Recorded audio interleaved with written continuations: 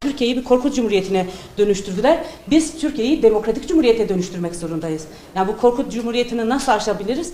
Bütün bunları birlikte mücadele ederek, birlikte örgütlenerek, yani bu Gülten Başkan örgütlü kötülük dedi gerçekten. Yani Kürt halkına karşı, demokrasi güçlerine karşı, kadınlara karşı özellikle örgütlü bir kötülükle karşı karşıyayız. Her gün bu kadar kadınlar katlediliyor.